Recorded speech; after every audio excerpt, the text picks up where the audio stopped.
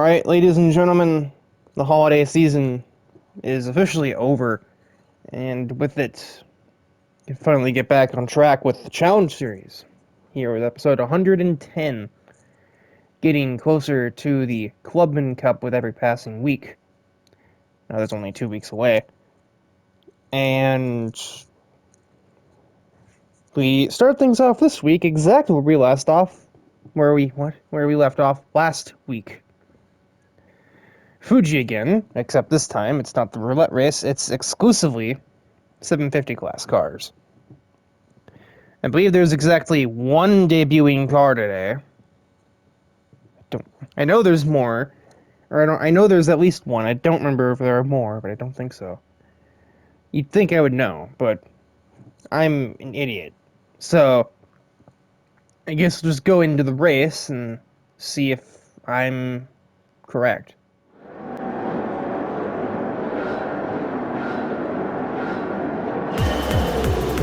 We are green from Fuji to start week 110, and I think you already probably saw the new driver of this race, as they started right there on the front row.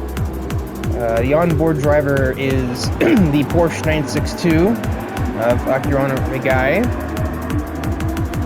And what's funny is that's not super far off what the other car is, at least in the principle of the thing.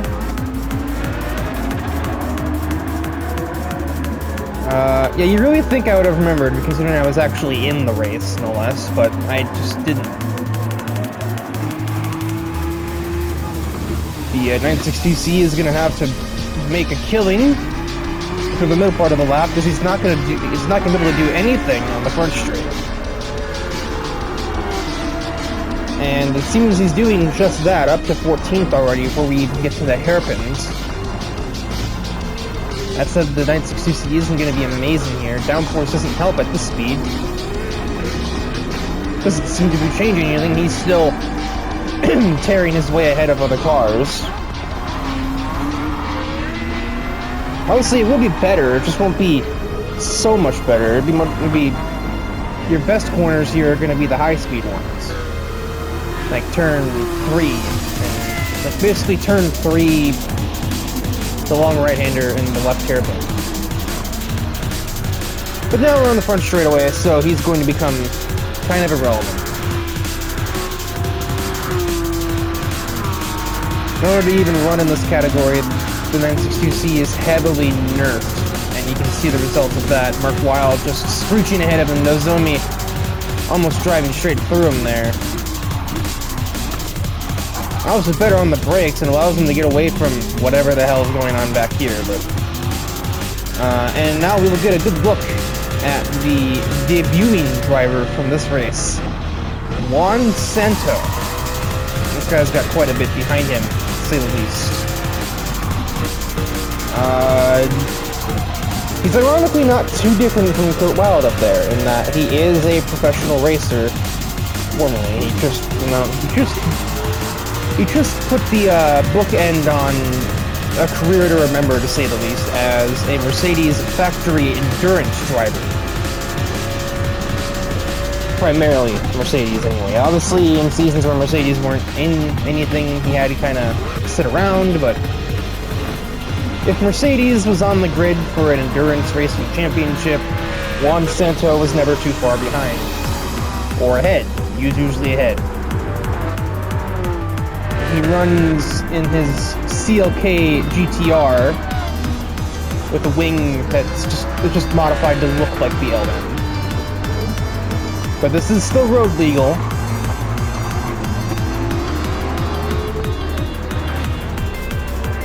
Interesting that he immediately took the number 43, the second it was made vacant when Fukai Kanashimi made her exit from the Challenge Series at the end of this week.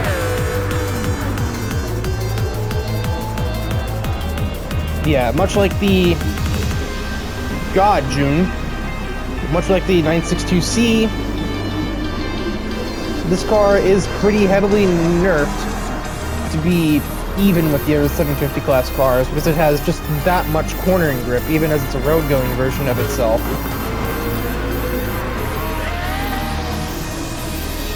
Although he does have a little more wiggle room, being that it is a road-going car. He could take some of the downforce off of the car and probably put extra weight on it, and that would allow him to make, you know, a little bit more power. Because right now this thing is definitely the weakest car in this category by miles.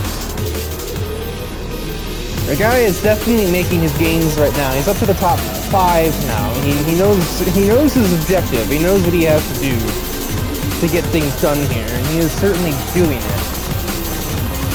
It's interesting that despite having, well, similar cars in concept, you know, both Rigai and Santo both have the... Oh, God, that's a tight squeeze. I don't know how he's pulled that off, but he did. He just absolutely did Veronica right there. That's right around the outside. The handling difference, however, it's not going to matter because now we're on a straightaway. That NSX is a heck of a lot faster. You can see the closing speed right here. I thought it'd be quicker than that, honestly. I thought she'd already be ahead of him. Makes the defensive line. The NSX goes by, but that may not matter. Yeah, no. Bruh. Oh, what the heck? Huh? I think she might have had a mid-engine moment there. Maybe she started to lose control of her braking. That does happen in NSXs, or just anything mid-engine.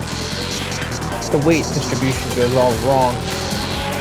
This is certainly a sight for the top 3. I don't know if Rigai is going to get up here in time. He's got quite a distance to cover to get here. So Lamborghini 1, 2, 3. But all 3 of these drivers have a little bit of history with the car next to them, basically. You know, we all know the story of what happened between Scuderia Fidanzi and Maki a long time ago. Even though Farah, I keep forgetting how to pronounce her name. She wasn't around in the Challenge Series at that time. She's obviously heard about it. Probably was told by her husband. At the same time, Fidanzi also has quite a history with this guy. At the moment, he's leading them onto the final lap here from Fuji. Akirana is actually pretty close. He's going to lose quite a bit of time here, though, so... It'll be interesting to see if he can get up to them by the time we reach the hairpins. It might be difficult to do much. These are all four-wheel drive cars, though. So even if he does get to them there, he may not be able to do anything with it.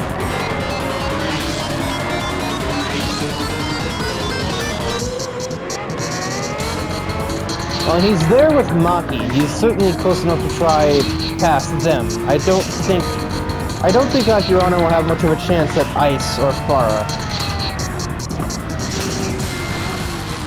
Oh, super late on the brakes. Gets down the inside of the first Murcielago, but forces her offline. Still can't get anything done though. Snuck the bumper in on the inside there. Still can't do much. Oh my word! What the hell? All right, well that'll do it. But I mean that's all well and good. But like. That's a well thought out argument. Unfortunately, front straightaway. Brian Nice will cross that front straightaway and the start finish line. He will win from Fuji. Farah Fidanzi and Maki Nishikino all on the podium. A podium lockout for the Lamborghinis.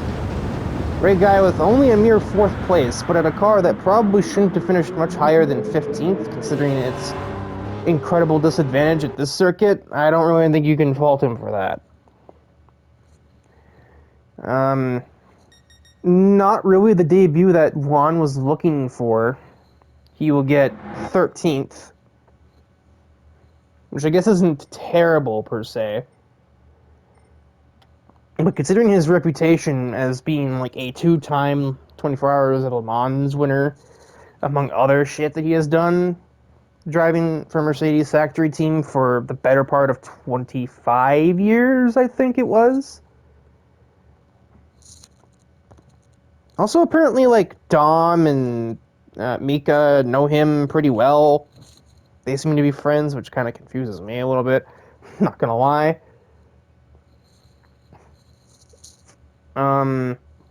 But yeah, that's Juan Santo, and he got beat by a guy who hasn't raced a day professionally in his life. He just has like a model of a 962C somehow. I have never really even asked. I never cared, but I do care about is moving on to race 2. And race 2 of the week takes us to what might be a bit of a mismatch in the making. We are here from Tsukuba Circuit, a track, I mean, we've been here before, but it's usually been in the lower class, like 600, I think we did 640 once, but today we are looking at the 675 category of cars here, which is like verging on too fast for this track, but I think it just barely keeps within the boundaries of what is like doable here.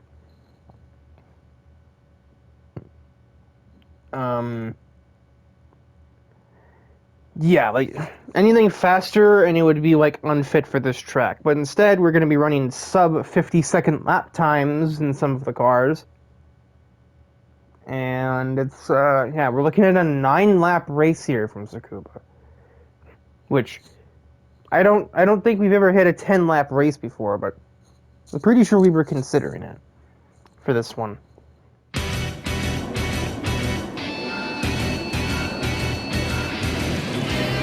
We are green from Tsukuba, and four-wheel drive advantage has just embarrassed Wendy Blanc off the line. Francisco Franzi making a relatively rare appearance at tracks outside of Europe. It's kind of rare for him to be outside of Italy, really, much less Japan. I know he does race outside of Europe, but as of late, he has just kind of left that to his other drivers, his family, to do that. And once again, seemingly as some kind of prerequisite at this point, NFR is all over the grid, running 4th, 5th, and 9th at the moment, although Noir is kind of in danger of that having that change on her. Francisco's daughter is also on the grid, and already has damage. Well, there it is. Yeah, I mean, just got slammed into by a race car here. The robot had a bug in its programming, I guess. It didn't take any damage. It didn't have to hit, but it did a hefty whack to that Testarossa. We are on board with this brat, Arisa Ichigaya, in her R32 touring car, kit car. Yes, I know that's a kit car, because I've seen the real thing. It's been a while, but I've seen the real thing, and it doesn't look like this. You know, obviously because it's not pink, but also just the arrow looks a little different. Not super different. It's a very illusory. It's a very deceiving. There we go. That's the word. It's a deceiving kit car. It looks almost real. You'd have to really be in the know with the original to know that it isn't the original. That's oh my god. However, today I guess she, decided to act like a normal person. She's not hit anybody yet, which is kind of confirms me and everybody else's suspicions. Mind you, nobody in Mercury or, well, I say nobody in DPT, really. That's a lie. Nobody in Mercury, and then also, Yo and Chica were with the rest of us. Kind of, basically, we just said, forget all of the races this week, we're just doing a bunch of testing. All of us on Mercury. And so, I mean, there was other stuff to be done too, but the main point is that none of us were on any Challenge Series race after Monday. And even then, Monday only had 3 of us. So, it only had me, Maki, and Nozomi. Up to 6th now for Arisa. Passing Tyler as normal. Attempting to pass Isabel Aspinall. That'll get done kind of clumsily, it looks like, but four-wheel drive launch off this hairpin. The R32 is practically built for a track like this with the amount of speed it can get on a corner exit. But yeah, she's driving normally, so that just kind of clues me in that she only seems to have a problem with the school idols. Because Isabelle isn't one, but she was teammates with me at one point, and by extension was aligned with Mercury at that time. I don't know if Arisa would have had any way of knowing that, but I mean, like, you look at Isabelle's car, and Muse is on it, and literally there's a picture of Kotori on the back window. And now up to second, overtaking Penny Golden and Harada, I think, in consecutive, like, back-to-back turns. Now her last challenge, as we pass the halfway mark of the race, is Francisco Ferranzi in that old DTM car.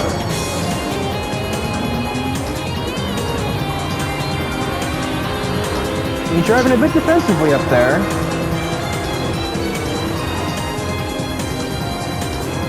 Kind of messing with Arisa's own racing lines, really. I don't even know if he's trying to. I think he's just able to take different lines.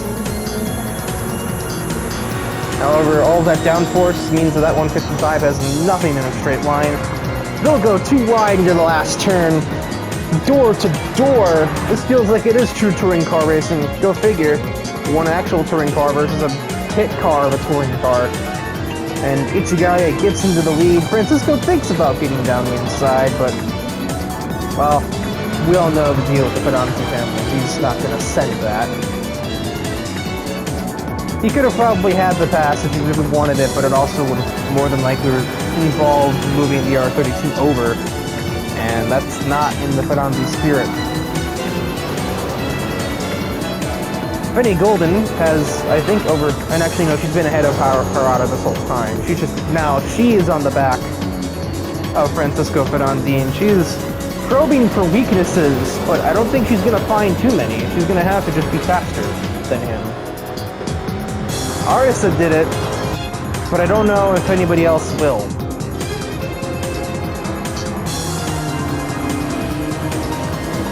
Skipping through lap 7 onto 8. The field is, well, the top three are pretty spread out now. Benny lost her momentum against Francisco, and Arisa is well clear of second and third. And Tetsuya Harada is leading a huge train of cars through the middle part of the track at the moment. 8 cars in a row. And then we also have a little small group of 3 here, and then the bottom 6 all got damaged at some point in this race. Mostly just argy-bargy into turn 1 and nothing else. And now we will head on to the final lap. So even with a 9-lap race, this race will just barely run a little over 9 or 8 minutes. Technically speaking, we could have done 10 laps here, and we'll still kind of fit that 8 to 10 minute range. I also totally exaggerated. We are not running sub 50s, we are running 55s. And I say we, I mean I wasn't there, but the drivers here are running 55-second lap times. Nobody else is getting anywhere near that fast behind the top 3.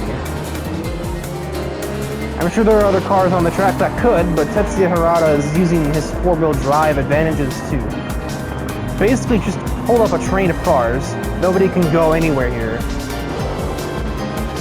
Final corner, Arisa Ichigaya is going to actually be a normal driver. Set a new fastest lap, 55.46 for the R32. And grab the cup from Tsukuba. If she drove like that all the time, maybe she wouldn't have half the league angry at her. But alas, she's got a vendetta and too much of an ego, so... And we have arrived for the third race of the week, which takes us to another shorter track on the calendar, but this time we have the right class of car. Brands Hatch Indy Circuit. And we are in the 600 class, so I was just saying we've never hit 10 laps for a race, but that is exactly the number of laps on offer today. So, because this track is an even shorter lap than Tsukuba, since it only has one hairpin as opposed to basically 3. It's also just a shorter track by a lot. So, this track basically only has 5 turns, while Tsukuba has like 3 hairpins.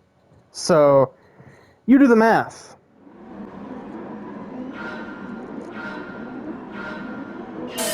And away we go.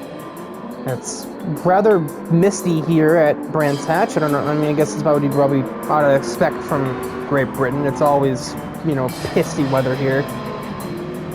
So I've been told by British people. Lily White, in her tourist cotton themed Volkswagen Polo, is the POV driver of this event. Yeah, 10 laps here, but since these laps are actually going to be sub 50 seconds once everyone gets up to speed, there's a pretty good reason as to why.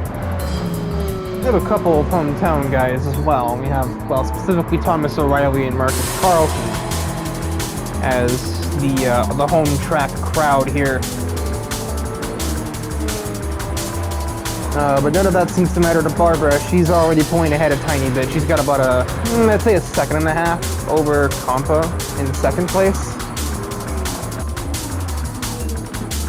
There's chaos in the mid-pack right now. 5 cars pretty much nose to tail here. Lily White not far away from joining them along with others. And obviously, you know, the first lap of a track like this is always going to be a little chaotic. But really, in this case, it's going to be like the first 2 or 3 because of just how compact it is. Fitting 20 cars on this circuit is quite an ask. Already verging on the top 10 is the Volkswagen Polo driver. Down the inside of Thomas. His Roadster's handling capabilities leave a bit to be desired at a track like this. Only 2 straightaways, neither of them particularly lengthy. So he's going to lose further positions after the fact. A lot of them. Actually, he's in the pit, that's why. Don't really know when or why that was the case, but he was in the pits. And the field's now already kind of single file when we're only 2.5 laps into the race. That's not a great sign, all things considered. Although Lily White is looking to change that as a matter of course.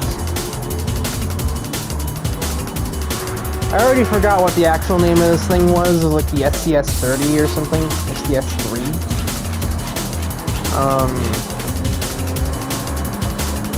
Like, it looks like a Sil-80, like a confused Sil-80 to me.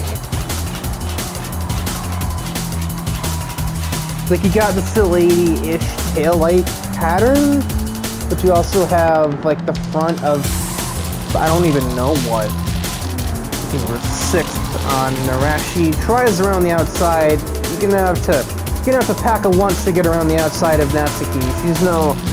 She's no easy mark in this category. That might have worked in something like 640 or 761. No, 675. But here, yeah, no, you're gonna have to do a little more to crack her open.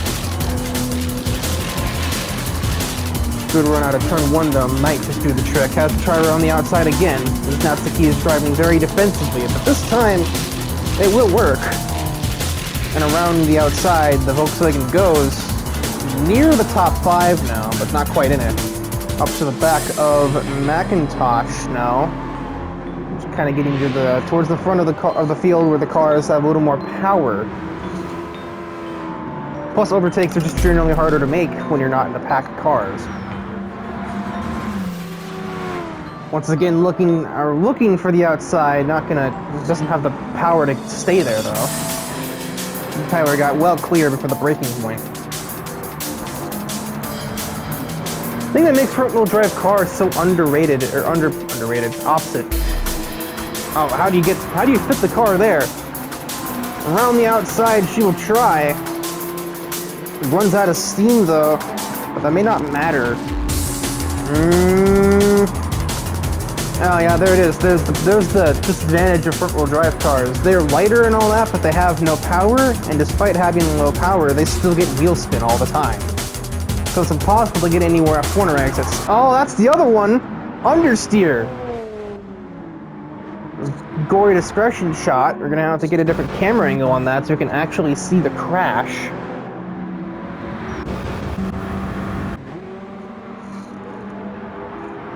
Yeah, just tried to do too much, and off she went right into the wall, and that Polo is wrecked.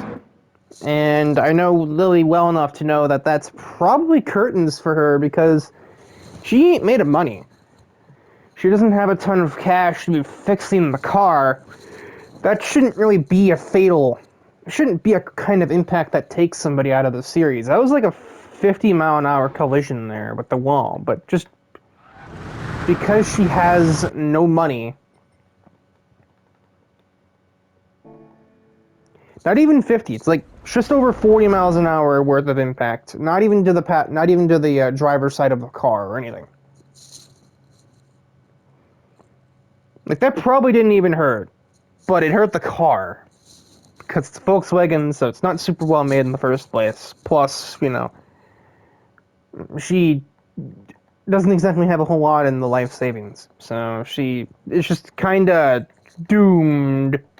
Wow, the camera refuses to look over here. There we go.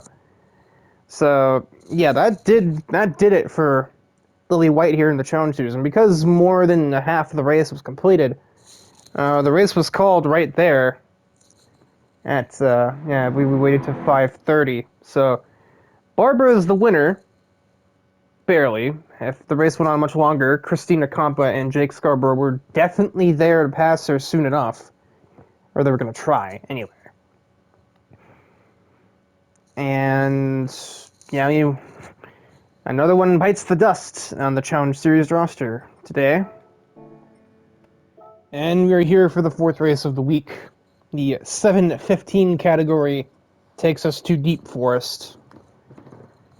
And I don't know why I sounded super pressed there. I mean, I kind of know something that happens in this race that was kind of a shocker to the system, but... excuse me. I had refreshments in between recording bits here, so that's where that came from just now.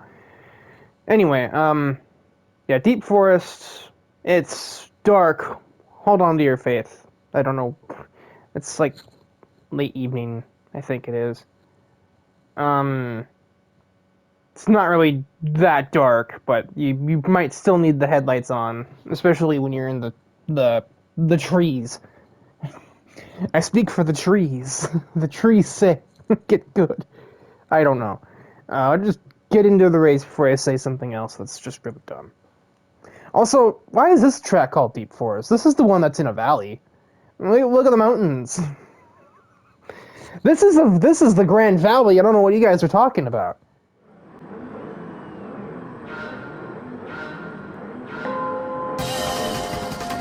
And we are away from Forest Valley.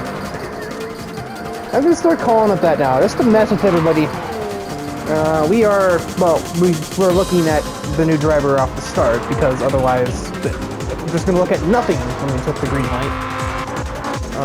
The actual POV driver is Marvin Manuel in his Calisonic Skyline kit car. What is with that today, anyway? All the kit cars that we've seen. R62C kit car, R32 touring car kit car, now just the actual kit car of the real, like, Group A race car from, like, the early 90s. Now kit car doesn't even really sound like a word, nevertheless, to begin with. That's beside the point. We're gonna argy-bargy up here. His car got a little tight and smacked into Logan Pool. I'm sure he's gonna love that. Some drivers showing up today that haven't shown up in quite a while. Also, what is with all the Vipers in this race? Hello? 1, 2, 3, 4, 5, 6, 6 Vipers, bonus points. There's also a Charger and Challenger. Almost half this entire goddamn field is just dodge. And of course I wasn't here because I would have made a 9th dodge and a 7th Viper. But I wasn't here because I was with Mercury and Chica and Yo on our big practice pilgrimage throughout like the entire week. Already out to 13th for Marvin Manuel. We have one debuting driver in this race. Lance Wilder in his 2002 Viper. I guess he's filling in for me since I wasn't here, and this seems like a livery I would have probably had on my Viper because it's just blue and white.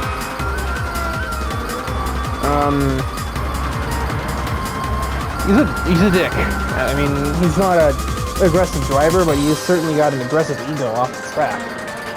That's all that I really know. I didn't stick around to find out much more about him because I think I kind of got the gist down, like, from like the first moment I even looked at the guy.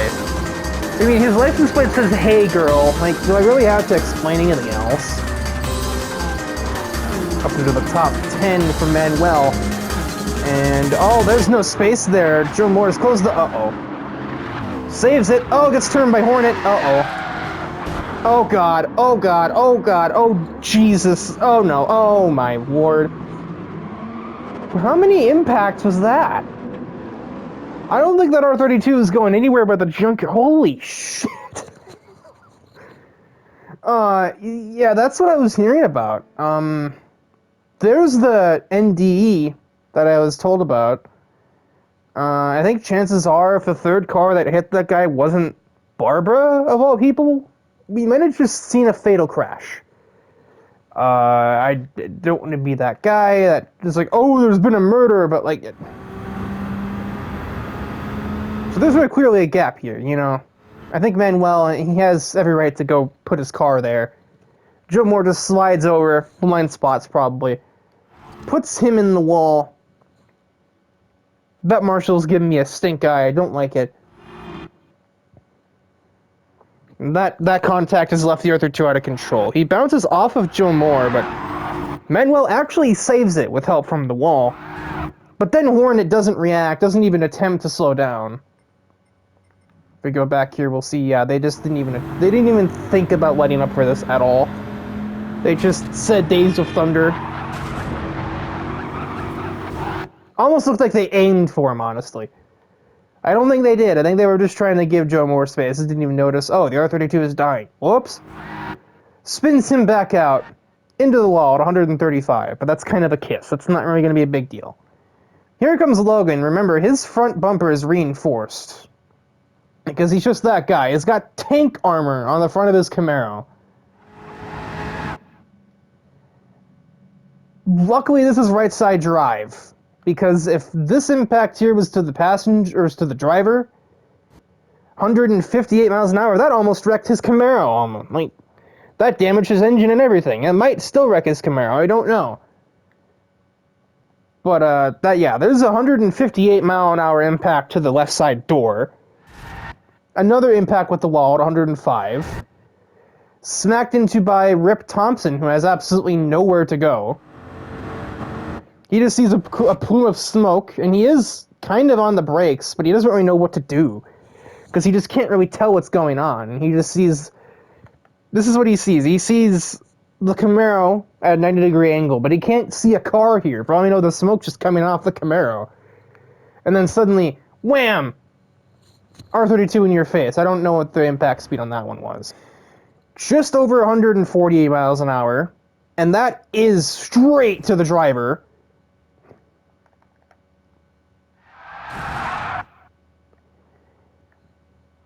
His car comes to a stop, but then is hit again because Barbara also has nowhere to go. We'll see what she sees here on the cockpit camera. She's letting off. She's already hesitant. She's probably hearing all of the hefty smack noises. But it doesn't matter. She still can't see there's an R32 here until she's literally about to crash into it. And she had the state of mind. I mean, she's on the brakes. She's trying everything she can. She's aiming for the outside wall because, well, Worst case scenario, she takes a bigger impact, but we all know she could pretty much survive any impact.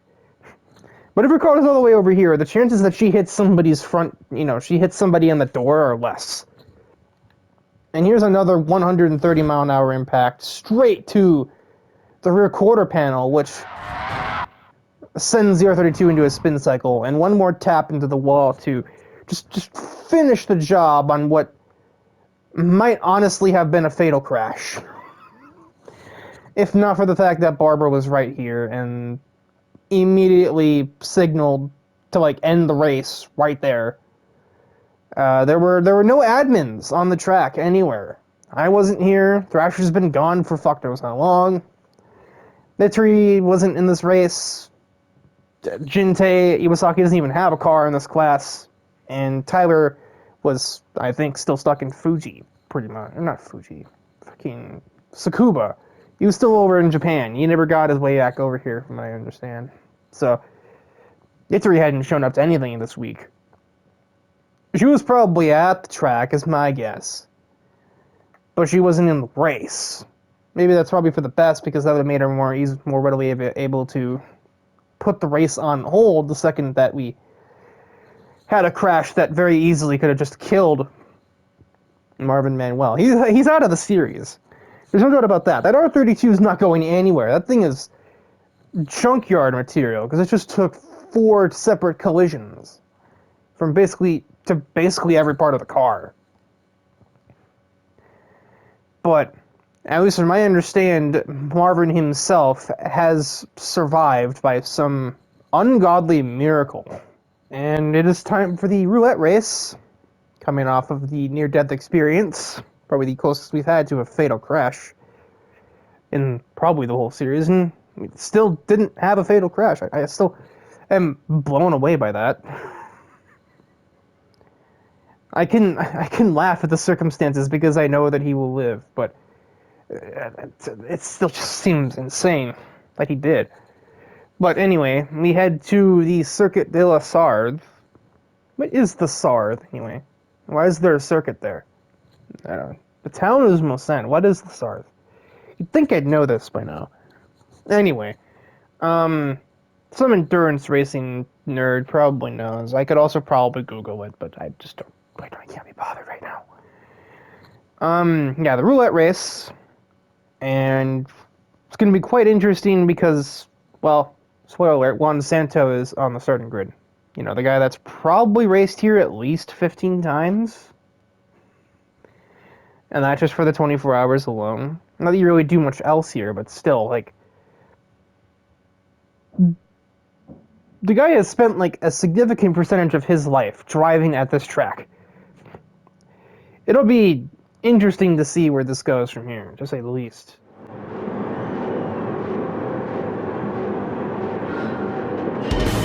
Nice lights. And your green fun lemons.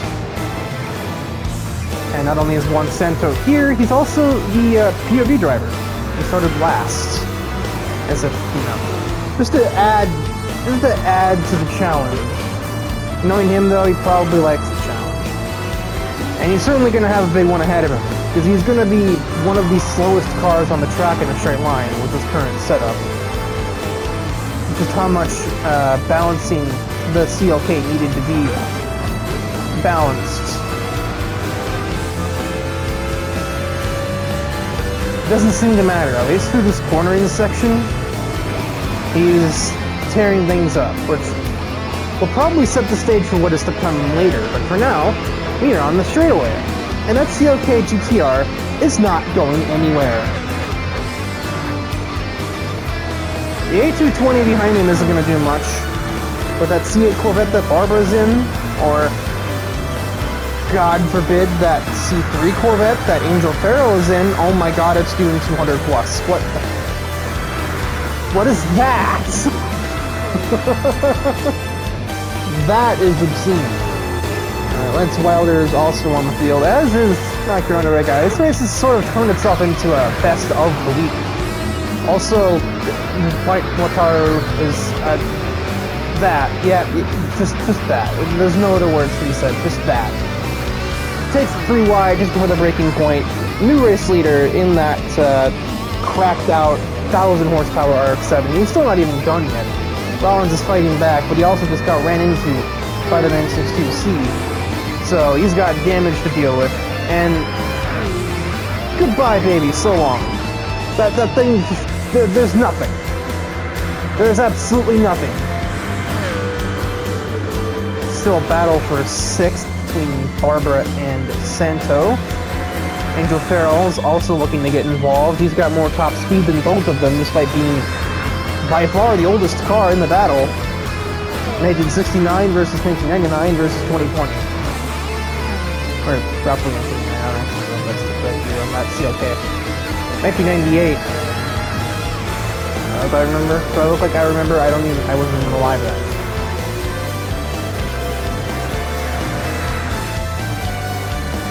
Still fighting the C8. The Floyd is the pair of Corvettes. Does seem fitting since Barbara's car is the livery references the GTE Corvette. What the hell? That doesn't even look real when that happens right there. Just the cornering speed difference. Oh, a little bit of understeer. Actually, that was oversteer from Barbara. It was both, actually. I don't know how that even happens, but it was both. Yeah, there's quite a few references up and down the grid. I mean, we've got, you know, the Viper's got history here. The 962C has won here multiple times. This car has won here, I'm pretty sure.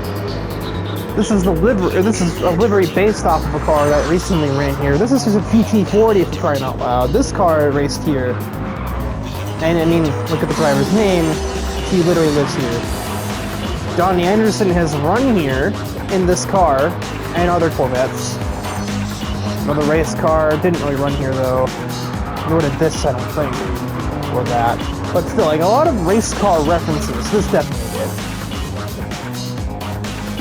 Most of this field is just references to other race cars. Yeah, we see, I mentioned that earlier at that chicane. These two hit each other and gave each other damage. One cornering section later, and Juan Santo has escaped his Corvette adversaries. And he's already getting pretty close to the back of Lance Wilder in his Viper. Brendan Golden now leads the 715 category, and at the moment, Wataru leads the race. I think it's going to take a lot to make him not lead the race. Well done, you've used your cornering abilities to get up to the back of the Viper, but now, he will lead. Goodbye.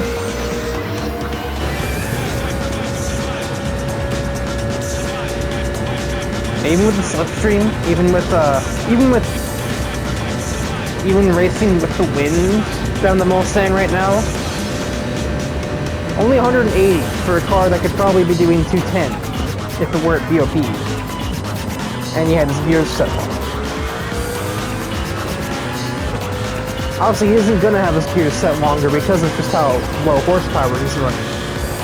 449 compared to the 600 that the car makes in its unnerfed configuration that ran here at Le Mans in real life. So 150 horsepower down, the engine power is cut at 75. So yeah, you do the math.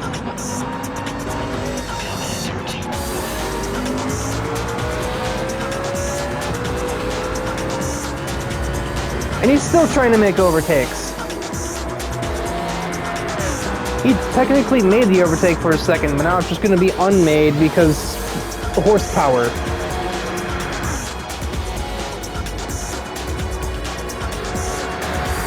But, I don't know Juan Santo too well, but I think I do know that he's probably enjoying the... Amateur! Bro got a real professional behind him, he just pissed himself. Juan broke about where he was supposed to, and Lance tried to match, and he just found himself in the sand pit.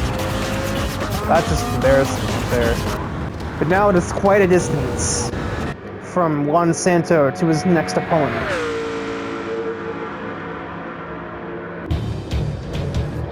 Well, apparently not too much of a distance. We finally get to the corners and...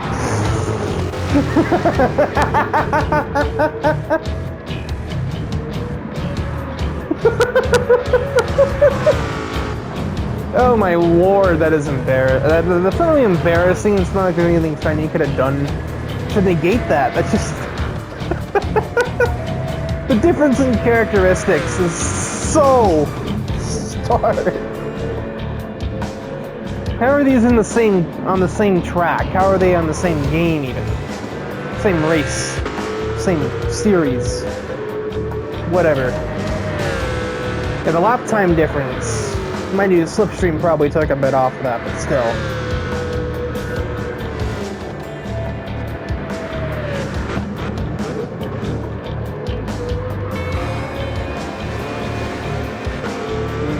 The cornering speed difference is so obscene between him and everything else.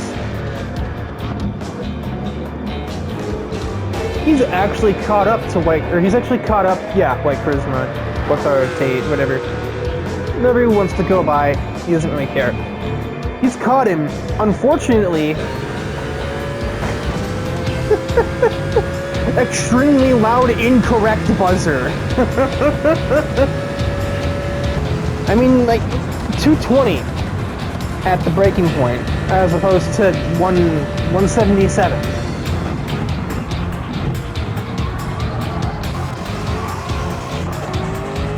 But then he cut half of that gap down in just one chicane. So, like,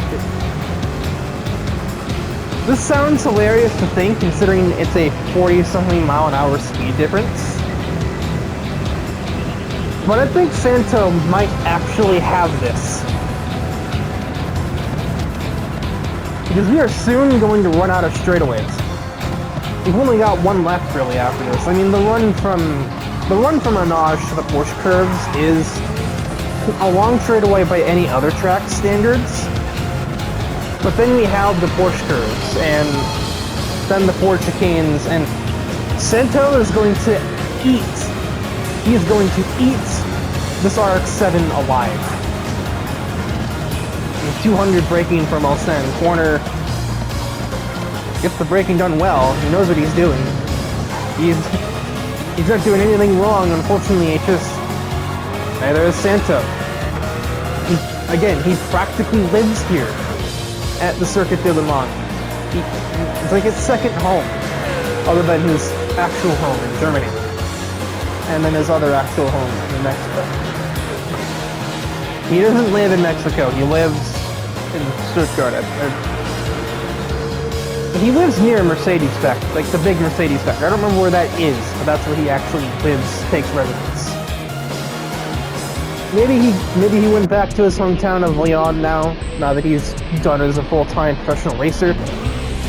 But that's where he lived as a race car driver, was near the Mercedes factory in somewhere in Germany. I really should have a couple of things to Google after this after this race. Clearly. What I don't need to Google is what we're about to see through these turns.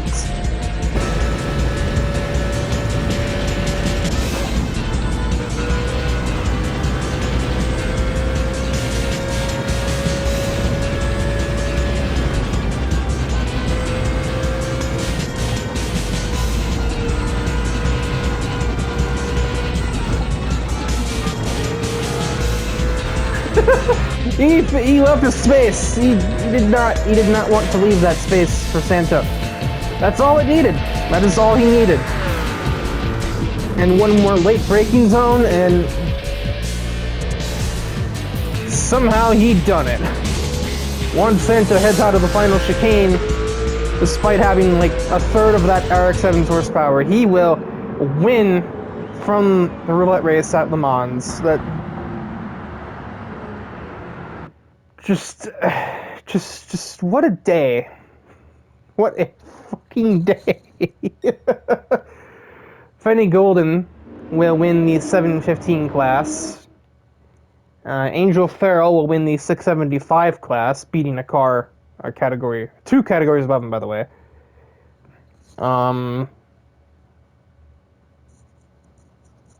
Where's the 640? Keith Kilgore will win, I think, the most competitive category here, beating John Large, Benjamin Bayer, 2 people who have raced at this track multiple times, the same as Juan Santo has. Not in these cars, but they've raced there a few times already. Jake as well, and Herbie there, and then Emmy way in the back. The Integra has nothing in a straight line. And then Nepgear will win the 2-car race in the 600 class. So there's her versus Brandt, a battle of two different models of Sylvia. But like, you just can't. I'm pretty sure I see Watcher giving like the thumbs up out his window here. You couldn't see it too well because it's right side drive, but like, you just gotta tip your hat to this. There's nothing else you can really do. Just watched a man basically, just another day in the office for one. Like I said, he's spent hundreds of hours racing at this track. He knows every inch of the circuit. Of course he's going to do something crazy like this the first time he gets to race here in the Challenge Series.